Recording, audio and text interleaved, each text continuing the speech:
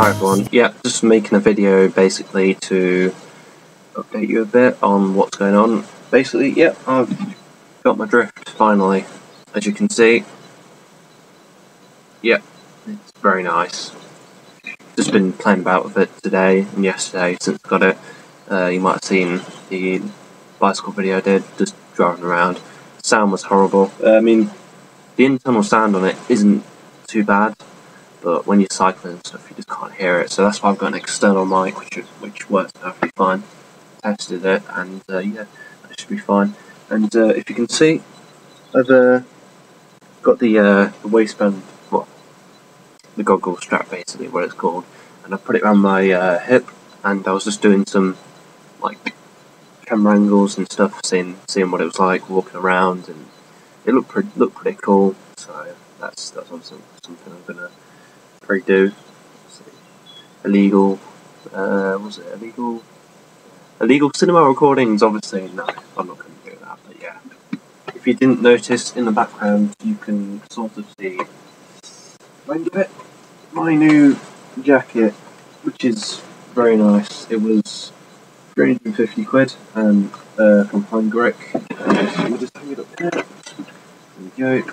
You got stuff like the magnesium metal shoulder pads, which are actually proper metal, solid. Air vents, obviously, to let the air in. You've got the standard elbow pads there. It's double stitched and it's got kangaroo skin or something on it, and on the back, race hump. Obviously, I might look into getting a back protector for that as well.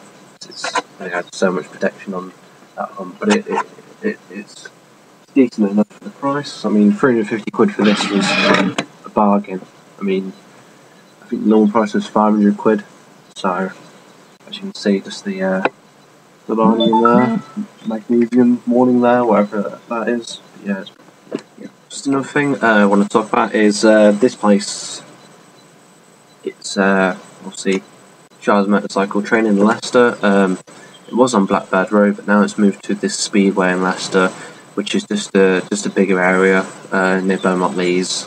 Not been there yet, but hopefully I'm going to be back to do my enhanced rider scheme once I've got used to my Triumph. But yeah, basically it's I mean, for the prices, just have a quick look if you can see some of the prices on there. CBT, 140 quid. I mean, to be fair, that is maybe 20-30 quid more than you would pay somewhere else, but I mean, this place is the best in Leicestershire, I'd say. The best training place. I mean, I went there, learned on a moped, perfect, and I remember when I was doing the CBT there, yeah, just driving around the off-road bit. Obviously, you have to do like an hour off-road or something, on-road, sorry, I think it was. And yeah, just come around one of the corners on one of the A roads, I think, or B roads, I think it was. And it was quite wet anyway, and there's a little diesel spill in the corner when you turn around, doing a right-hand turn. I got up all right, the instructor got up all right behind me, and the person who was following behind, actually, as they come around the corner, they slid off and damaged their ankle. I don't know what they did to it, but they had to call the ambulance for them, and yeah, they got taken away and all their jeans cut up and everything. And not saying women drivers are bad, but yeah, she was a girl. Obviously, new drivers on, especially motorbikes and mopeds, you know, don't have the best skills. And when you're faced with something like diesel on the road and it's wet, you don't know how to use the brakes. You don't know, you're not very confident on it anyway. And you're nervous about going on the big road, all these cars. Obviously, she panicked a bit and did one of those and slid the wheel. And I think the bike was alright. It was a little moped anyway, so it was very easily repairable. But yeah, also I did not very proud of admitting this, but I actually did my Mod 1 and Mod 2 with this place, and yeah, my Mod 1 didn't go to plan really. I mean, we bought a package which was Mod 1, Mod 2 and all the training. It was something like 470 quid, or I can't remember at the time.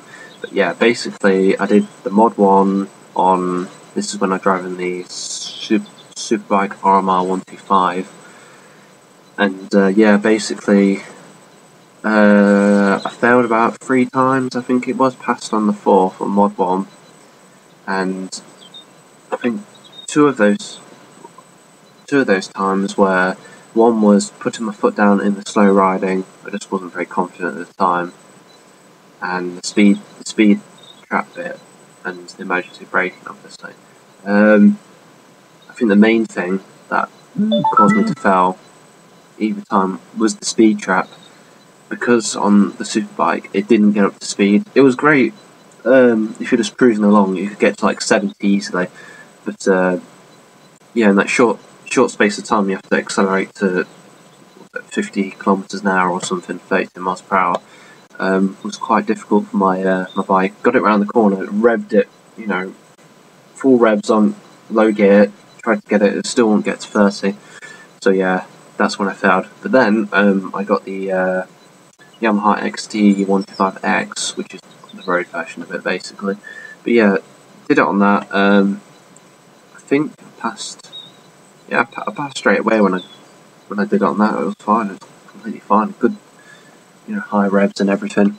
It was a good bike. It got up to speed. It wasn't as fast as the Superbike, but it did its job. And yeah, nothing to add about Superbikes. I'm not too keen on the Chinese bikes. It's not because they're shit parts. Well, they are.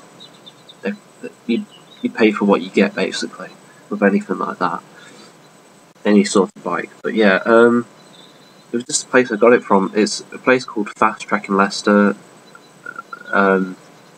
Yeah, we paid. I think we paid about 1.6 for it, brand new and everything. They basically they get in crates and stuff, and then they just build it up and do all the stuff to make it road legal.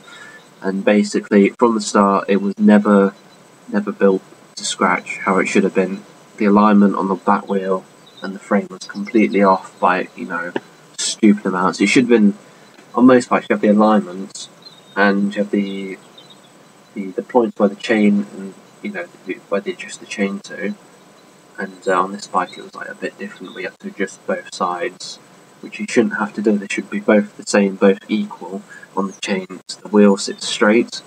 But every time you tried to adjust the bike so it sat straight, it was wonky because the straight mark, which it's supposed to be on, was wrong. They'd built it wrong, so it sat like, if you did it straight, so let's say this is how it's supposed to be. This is how they made it. So it's like that. And when you put it back to normal, it just did that. So yeah, that's why I don't really trust Chinese bikes. But I guess it's just the place. I mean, I'm sure other places build them better, but I think I just don't really like Fast Track, and they'll bring me back in for services, in too short a time. I mean, this was before I knew anything about bikes really. I just, I had a 125 and I didn't really know how to order the chain at that time or anything like that. I just knew how to drive it, and that was it. Yeah, I think it was about every 2,000 miles they brought it in for a service, which was ridiculous, and we ended up spending hundreds and hundreds on repairs. And just before I sold it to get the XT, the engine, I think something to do with the fueling and electronics, went wrong, and basically it was like popping along like a moped, like, and used to get 60, and it was doing about 25, 30. I had to do that all the way from Lutterworth, to Leicester, which is about 16 miles.